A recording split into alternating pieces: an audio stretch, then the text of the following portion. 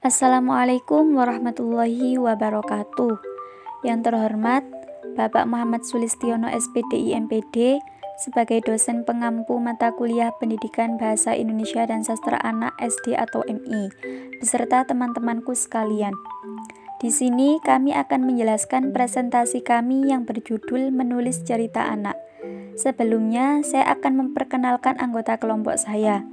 Yang pertama, yakni Adi Ragil Rahadatul Ais dengan NPM 2210101339 sebagai presentator, dan saya sendiri Umniyatul Husna dengan NPM 2210101319 sebagai moderator.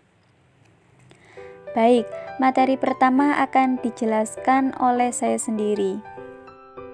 Menulis cerita anak. Menurut Atwell 1987, berdasarkan literatur yang dibaca atau pengalamannya, peserta didik mempelajari bagaimana penulis menciptakan cerita. Peserta didik juga melukiskan dalam cerita yang telah peserta didik baca ketika peserta didik menciptakan cerita-cerita mereka sendiri, mengombinasikan beberapa ide cerita dan adaptasi unsur-unsur pembentuk cerita untuk memenuhi kebutuhan-kebutuhan peserta didik sendiri. Tahap-tahap dalam menulis cerita. Yang pertama, menyusun peristiwa. Cara untuk menyusun peristiwa yakni mencatat peristiwa yang terjadi pada diri seseorang, karena cerita pendek merupakan kisah yang pendek. Yang kedua, menyusun tokoh. Tokoh itu sendiri ada yang sesuai dengan kenyataan dan ada juga tokoh yang diubah.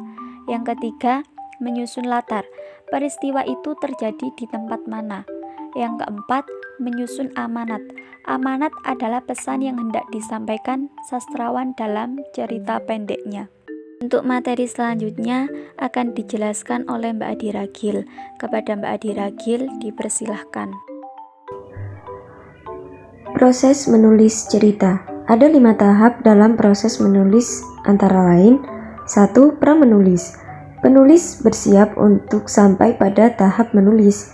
Selama tahap pra-menulis, para siswa akan memilih suatu topik, mempertimbangkan fungsi, bentuk, dan audiens, memikirkan fungsi dan tujuan untuk menulis, mengungkapkan dan mengatur ide-ide untuk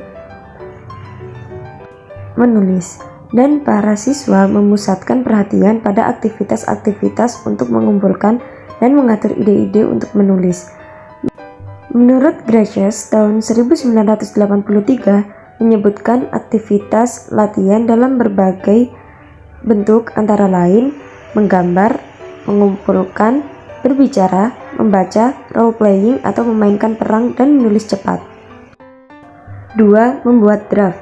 Selama tahap draft, para siswa memfokuskan untuk mendapatkan ide-ide ke dalam paper. Pada tahap draft ini adalah waktu untuk menuangkan ide-ide dengan sedikit penekanan tentang ejaan, tanda baca, serta kesalahan-kesalahan mekanis lainnya. 3. Melakukan revisi.